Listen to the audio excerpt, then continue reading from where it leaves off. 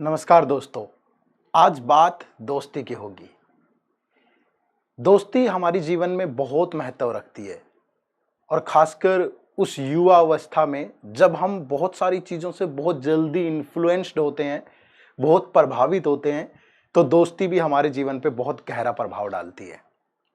और इसमें एक पॉइंट और ऐड कर दूं तो आज बात हम उन उन युवाओं की करेंगे, उन दोस्तों की करेंगे जो किसी एग्जाम की तैयारी कर रहे हैं। और एग्जाम भी कोई छोटा मोटा नहीं है, भारत की सबसे बड़ी परीक्षा है यूपीएससी। तो यूपीएससी एग्जाम की तैयारी करते हुए हमारा फ्रेंड सर्कल कैसा होना चाहिए, इस पे आज हम बात करने वाले हैं। वीडियो छोटी होगी, लेकिन शायद अगर मैंने आपको दोस्त बोला है तो उस दोस्त की परिभाषा को सार्थक करते हुए ये वीडियो होगी। हमारे दोस्त कैसे होने चाहिए, क्योंकि एक फ्रेंड सर्कल बहुत अहमियत रखता है हमारी लाइफ में, और इस युवा अवस्था में तो उसका प्रभाव बहुत ज्यादा होता है। एक बार एक छोटा सा बच्चा था, ठीक ठाक एज का, 10 से 15, एक ऐसी एज होगी उसकी, और उस बच्चे को एक पेट चाहिए था। तो वो एक पेट शॉप पे जाता है और वहां जाके उसने शॉपकीपर को बोला कि अंकल मुझे एक पेट चाहिए। तो अंकल ने कहा कि बहुत सारे पेट्स यहाँ पे खेल रहे हैं, आप इनमें से कोई भी एक चूज कर लीजिए।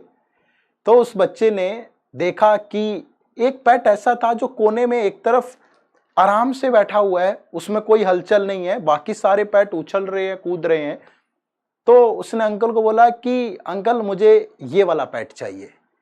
तो अंकल ने कहा बेटा ये पेट आपको नहीं मिल सकता, क्योंकि ये आपके किसी काम का नहीं है। तो उसने पूछा क्यों अंकल? तो उसने कहा कि एक्चुअली इसकी एक टांग टूटी हुई है, तो ये आपके साथ खेल नहीं पाएगा, आपके साथ मौज मस्ती नहीं कर पाएगा, तो आप इस पेट को लेकर के क्या करोगे? तो उस बच्चे ने बोला कि अंकल फिर तो मुझे यही पेट चाहिए। तो अंकल ने पूछा कि क्यों? तो बच्चे ने सहसा अपनी एक टांग से जींस हटाई, तो उस लड़के की एक टांग लकड़ी की थी। और उसने कहा अंकल को कि यही तो है जो मेरा दर्द समझेगा, जो मेरी तकलीफ समझेगा, तो इसलिए मुझे यही वाला पेट चाहिए। इस कहानी से हमें सीख क्या मिलती है कि हमारे जीवन में भी दोस्त ऐसे होने चाहिए जो हमारे दर्द को समझे, जो हमारी तकलीफ को समझे, जिनको पता हो कि अगर मैं यूपीएससी जैसे एग्जाम को टारगेट कर रहा हूं तो मुझे आपकी तरफ से एक पॉजिटिवनेस, आपका एक सहारा, आपसे एक उम्मीद चाहिए। ना कि ऐसे दोस्त चाहिए जो हर वक्त ये बोले कि चल छोड़ यार, फिर कभी कर लेना, आज मस्ती करने चलते हैं। ना कि ऐसे दोस्त चाहिए जो बात बात पे हमें ये बोले कि यार मैंने देखा है अपनी बुआ के लड़के को, अपनी मौसी की लड़की को, जब वो यूपीएससी क्रैक नहीं कर पाए तो तुम कैसे करोगे? ऐसे वाले दोस्तों के लिए जिंदगी में कोई जगह नहीं है, जो बात बात पर आपको ये एहसास दिलाए कि ये चीजें तुम्हारे बस की ही नहीं है। हमें दोस्त ऐसे चाहिए जो कंधे पे हाथ रख के बोले कि तू ही तो करेगा, तुझमें ही तो मुझे वो चीज दिखती है जो एक यूपीएससी, एक आईएएस ऑफिसर के अंदर होनी चाहिए। तो ऐसे दोस्तों को ये हमेशा वैल्यू करिए और उन दोस्तों से हमेशा दूर रहिए जो आपके मन में, जो आपके दिमाग में एक नेगेटिविटी डालें। उनसे हमेशा पीछा छुड़ाइएगा और उन्हें बोलिएगा कि आपसे मुलाकात होगी उस दिन जिस दिन हम एक डीएम बन करके आपके जिले में आएंगे, एक आईपीएस ऑफिसर बन के आपके जिले में आएंगे। तो हमेशा अपने दोस्तों को, दोस्ती का सम्मान करिए, लेकिन उन दोस्तों को साथ रखिएगा जो आपको हमेशा आगे बढ़ाएं, ना कि वो जो आपको पीछे खींचे।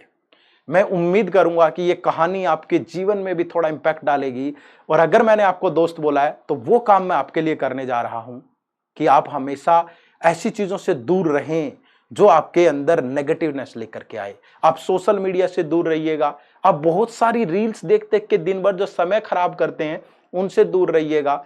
आप हमेशा पॉजिटिव रहिएगा, अपने स्वास्थ्य का ध्यान रखिएगा, क्योंकि एक दुखी मन से कभी भी अच्छी चीज नहीं निकल सकती। जब तक आप मानसिक रूप से स्वस्थ नहीं होंगे, जब तक आपके मन में एक डर लगा रहेगा, आपको चीजें मोटिवेट करने वाली सोचनी है हमेशा। आप सोचिए आपके पेरेंट्स के बारे में जिन्होंने एक सपना देखा है कि जिस दिन आप उन्हें एक सरकारी गाड़ी में बैठा के अपने इलाके का चक्कर लगवा रहे होंगे तो गर्व से कहेंगे कि ये फलां का बेटा है। ऐसा स्वाभिमान आपको पैदा करना है, और यही चीज आपको हमेशा मोटिवेट करेंगी। तो अब अपनी फैमिली का ध्यान रखिए, अपनी सेहत का ध्यान रखिए, ज्यादा से ज्यादा अपने अंदर पॉजिटिव एनर्जी को बनाए रखिएगा, बहुत बड़े टारगेट नहीं है। देखने में एक बार लगता है कि यार इतना विशाल सिलेबस है, ये चीजें कैसे कवर होंगी, लेकिन आप उनको छोटे छोटे टारगेट्स में डिवाइड करिए। आप सुबह उठिए, अच्छे से थोड़ा योगा करिएगा, अपने शरीर को टाइम देके अपनी पढ़ाई शुरू करिए, छोटे छोटे टारगेट दीजिए। रात को सोते हुए चेक करिए कि क्या आज का टारगेट कंप्लीट हुआ है। बहुत सारे बच्चे ऐसा बोलते हैं हमेशा कि सर मुझे कितने घंटे पढ़ना चाहिए।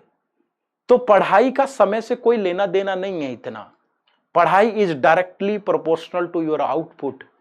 आपने 10 घंटे किताबें ऐसे खोल के रखी लेकिन उसमें से 8 घंटे मोबाइल चलाते रहे तो उस पढ़ाई की कोई वैल्यू नहीं है।